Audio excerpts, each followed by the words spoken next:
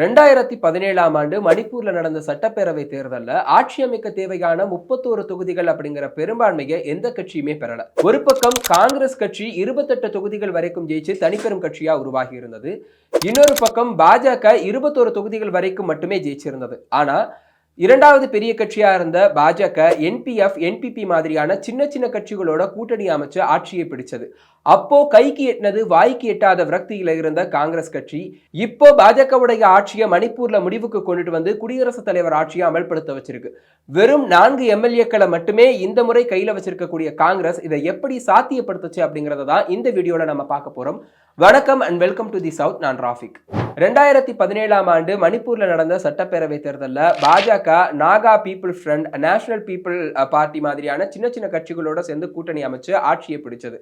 அப்போ ஆட்சிக்கு வந்ததுக்கு பின்னாடி பாஜக முதலமைச்சரா நியமிச்சதை யாருன்னு பார்த்தா முன்னாடி காங்கிரஸ் கட்சியில இருந்து அதற்கப்புறம் பாஜகவுக்கு தாவிய பைரன் சிங்குக்கு தான். பைரன் சிங் 5 ஆண்டு ஆட்சியை நிறைவு செய்ததற்கு பின்னாடி 2022ஆம் ஆண்டு மணிப்பூர்ல அடுத்த சட்டப்பேரவை தேர்தல் நடக்குது. இந்த முறை பாஜக தனிச்சு களமிறங்குறாங்க. 60 தொகுதிகளில் போட்டிக்கிட்டு 32 தொகுதிகளில் ஜெயிச்சு பாஜக தனிப்பெரும் கட்சியா அறுதி பெரும்பான்மையோட ஆட்சியை பிடிக்குது. இதற்கு உதவியவர் பைரன் சிங் தான். நேஷனல் பீப்புள் பார்ட்டி ஒரு 7 தொகுதிகளிலையும் நாகா பீப்புள் ஃப்ரண்ட் ஒரு 5 தொகுதிகளிலையும் ஜெயிக்கிறாங்க. கடந்த முறை 28 இடங்கள்ல ஜெயிச்சிருந்த காங்கிரஸ் கட்சிக்கு வெறும் 4 இடங்கள் மட்டும்தான் இந்த தடவை மிஞ்சுது. என்னதான் அறுதி பெரும்பான்மையோட ஜெயிச்சு ஆட்சியை பிடிச்சிருந்தாலும் பாஜக என்பிபி என்பிஎஃப் ஜேடியு மாதிரியான கட்சிகளை மறுபடியும் தன்னோட கூட்டணிக்குள்ள சேர்த்துக்குச்சு. ஆனா இந்த கூட்டணி ஆட்சி அமைஞ்ச அடுத்த ஒரு வருஷத்துக்குள்ளேயே அங்க மணிப்பூர்ல மிகப்பெரிய கலவரம் வெடிச்சது. ஏற்கனவே இந்த ஆட்சி அமைஞ்சதுல இருந்தே தொடர்ந்து அங்க பலமுறை வன்முறைகள் வெடிச்சுக்கிட்டே தான் இருந்தது.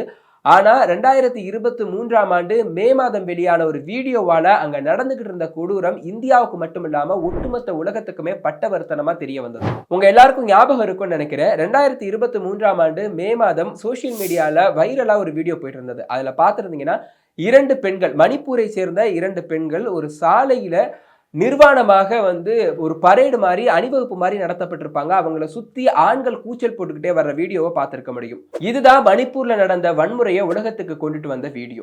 அதாவது மணிப்பூர்ல பெரும்பான்மையாக இருக்கக்கூடியது மேத்தே அப்படிங்கக்கூடிய ஒரு சமூகம். இவங்க சமவெளி பகுதியில வசிக்கக்கூடியவங்க. இன்னொரு சமூகம் பார்த்தோம் அப்படின்னா கூக்கிசோ. இவங்க ட்ரைபல் பழங்குடியின மக்கள், மலைப்பாங்கான பகுதியில வசிக்கக்கூடியவங்க. இவங்க 2 பேருக்கும் இடையில பல காலமா தொடர்ந்து வன்முறை நடந்துகிட்டே இருக்கு. 2022ஆம் ஆண்டு பாஜகவுடைய கூட்டணி ஆட்சி அமைஞ்சதுக்கு பின்னாடி இந்த வன்முறை இன்னும் கொஞ்சம் வேகம் எடுக்க ஆரம்பிச்சது. ஆனா அது வெளியில பெரிய அளவுக்கு தெரியாம அட்டென்ஷன் வாங்காம இருந்தது. 2023ஆம் ஆண்டு இந்த வீடியோ வெளியானதுக்கு பின்னாடி தான் மணிப்பூர்ல என்ன மாதிரியான வன்முறை நடக்குது, என்ன மாதிரியான இன அழிப்பு நடக்குது அப்படிங்கிற தகவல் உலகம் முழுக்க பரவ ஆரம்பிச்சது. இந்த வீடியோ வெளியாகி தாக்கத்தை ஏற்படுத்தின உடனேயே பாஜக கூட்டணியில இருந்த கூக்கி பீப்புள்ஸ் பார்ட்டி அப்படிங்கிற ஒரு பார்ட்டி அலையன்ஸ்ல இருந்து வெளியில வந்துட்டாங்க. இந்த கட்சிக்கு வெறும் 2 எம்எல்ஏக்கள் தான். ஏற்கனவே பாஜகவுக்கு அறுதி பெரும்பான்மையோட தான் ஆட்சியில இருக்காங்க. கூட்டணி இல்லாட்டியும் அவங்களால ஆட்சியை கண்டினியூ பண்ண முடியுன்ற சிச்சுவேஷன். சோ இந்த கூக்கி பார்ட்டி வெளியில வந்துட்டாலும் பாஜகவுக்கு பெரிய அளவுக்கு பாதிப்பு இல்லாம தான் இருந்தது. ஆனா இந்த பாதிப்பு இல்லாத நிலை ரொம்ப நாளைக்கு தொடரல. ஏன் அப்படின்னா அங்க இருந்த கூக்கி எம்எல்ஏக்கள் எல்லாரும் தங்களுடைய கட்சி பாகுபாடுகளை கடந்து தங்கள் ஒரு சமூகமா முன்னாடி வர ஆரம்பிச்சிட்டாங்க. ஒரு 10 கூக்கி எம்எல்ஏக்கள், இதுல 7 பேர் பிஜேபியை சேர்ந்தவங்க. இவங்க எல்லாரும் சேர்ந்து பழங்குடியின மக்கள் அதிகம் வசிக்கக்கூடிய பகுதிகளுக்கு ஒரு தனி அட்மினிஸ்ட்ரேஷன் வேணும் அப்படிங்கிற குரலை எழுப்ப தொடங்குறாங்க. இதற்கு பின்னாடியும் கூக்கி மக்களுக்கும் மேத்தே மக்களுக்கும் இடையிலான அந்த மோதல் போக்கு, வன்முறை தொடர்ந்து நடந்துகிட்டே தான் இருக்கு. இது வரைக்கும் 250 பேர் கொல்லப்பட்டுட்டாங்க. 60,000 பேர் வரைக்கும் அவங்க சொந்த இடத்தை விட்டு அப்புறப்படுத்தப்பட்டிருக்கதா தகவல்கள் சொல்லுது. இந்த வன்முறையை சிறுபான்மையா இருக்கக்கூடிய பழங்குடியின மக்களுக்கு எதிராக தூண்டிவிட்டதே முதலமைச்சர் பைரன் சிங் தான். அதனால அவரை மாத்தணும் அப்படிங்கிற குரல்களும் அங்க வலுவா எழும்ப தொடங்கி இருக்கு. ஏன் பிரதமர் மோடி இவ்வளவு நாட்களாக மணிப்பூருக்கு போகாம இருக்காரு? அங்க வன்முறை நடக்குது, மக்கள் தொடர்ந்து இறந்துட்டே இருக்காங்க, தொடர்ந்து அங்க அமைதி இல்லாத சூழல் நிலவுது. பிரதமர் மோடி அங்க போய் ஏன் அமைதிக்காக வழிவகுக்க கூடாது அப்படிங்கிற கேள்விகள் இதற்கு முன்னாடி கட்சிகள்ல எழுந்தது. பாஜகக்குள்ளேயும் அங்க எழ தொடங்கினது 2023 மே மாதத்துக்கு பின்னாடி தான். இதோட அடுத்த கட்டமா என்ன நடக்குது அப்படின்னா, கடந்த ஆண்டு அக்டோபர் மாதம் பாஜக சேர்ந்த ஒரு 10 எம்எல்ஏக்கள் டெல்லிக்கு போய் தங்களுடைய முதலமைச்சர் பைரன் சிங்கை மாத்தணும், அவரால் தான் வன்முறை தொடர்ந்து நடக்குதுன்னு ஒரு போர்க்கொடி தூக்குறாங்க.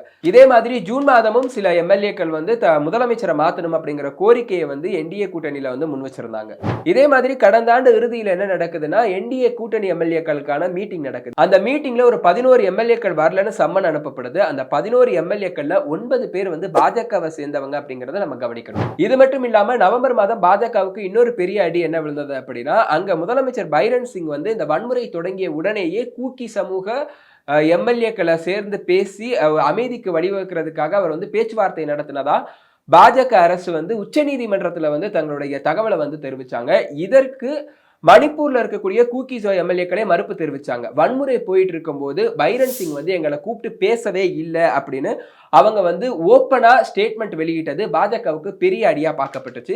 இந்த அடி பத்தாதுன்னு அடுத்து இன்னொரு அடியா என்பிபி, அதாவது நேஷனல் பீப்புள் பார்ட்டி வந்து தங்களுடைய அலையன்ஸை வந்து வாபஸ் வாங்கிக்கிறதா வந்து அறிவிப்பை வெளியிட்டாங்க. ஸோ பாஜக கூட்டணியில இருந்து அவங்களும் வெளியில வந்துட்டாங்க. ஒரு கண்டிஷன் மட்டும் அவங்க முன் வச்சாங்க. பைரன் சிங்கை வந்து முதலமைச்சர் பொறுப்புல இருந்து நீக்கினா நாங்க வந்து அடுத்து பாஜக யாரை முதலமைச்சரா போட்டாலும் அவங்களுக்கு சப்போர்ட் பண்ண ரெடியா இருக்கும்னு சொன்னாங்க. இதற்கு முக்கியமான காரணம் என்னன்னா, ஏற்கனவே வந்து பைரன் சிங் வந்து வன்முறையை வந்து தூண்டுறதுக்கு அவர் தான் ரீசன் ஒரு குற்றச்சாட்டு இருக்கு.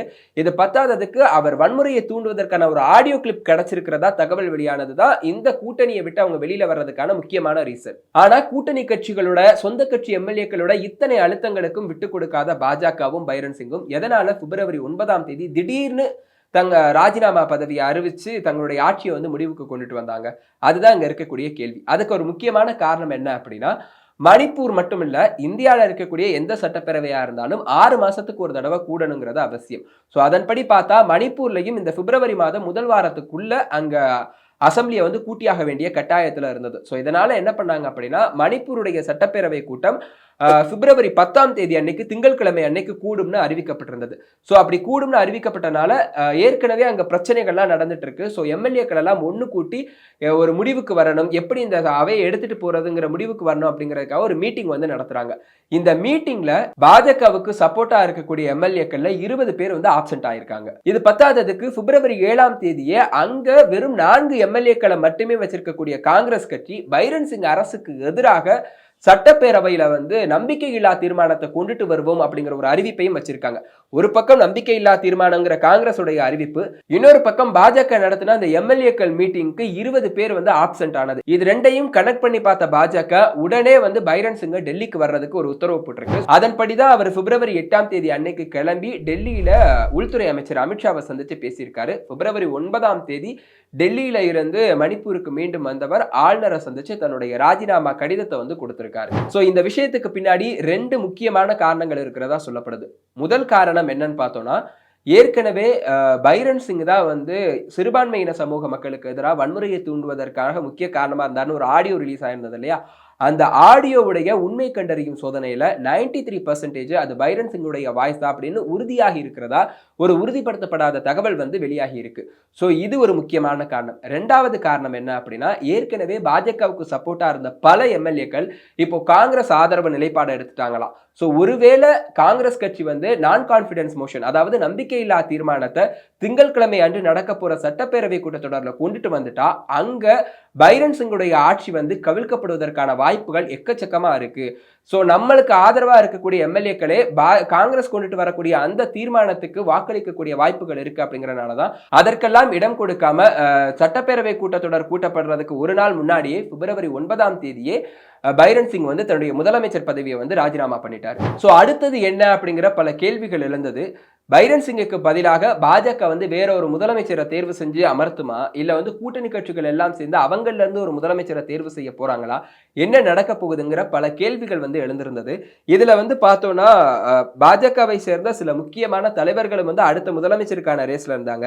யும்னம் கேம்சந்த், தோங்கம் பிஸ்வாஜித், கோவிந்தாஸ் அப்படின்னு சில மினிஸ்டர்ஸும் தோச்சோம் சத்யபிரதா அப்படிங்கிற சட்டப்பேரவை ஸ்பீக்கரும் சபாநாயகரும் கூட முதலமைச்சர் பதவிக்கான ரேஸ்ல இருக்கிறதா தகவல்கள் வந்து வெளியாகிட்டு இருந்தது. ஆனா கடந்த பிப்ரவரி 9ஆம் தேதியில இருந்து நேற்று மாலை வரைக்கும் பாஜகவால எந்த ஒரு சாலிடான முடிவையும் வந்து மணிப்பூர்ல எடுக்க முடியல. இதனால நேற்றே குடியரசுத் தலைவருடைய ஆட்சி மணிப்பூர்ல அமல்படுத்தப்படும் அப்படிங்கிற அறிவிப்பு வெளியாகி இருக்கு. இது ஏதோ முதல் முறை 2வது முறை கிடையாது. மணிப்பூர்ல 11வது முறையாக குடியரசுத் தலைவர் ஆட்சி அமல்படுத்தப்பட்டிருக்கு அப்படிங்கிறத நம்ம கவனிக்கணும்.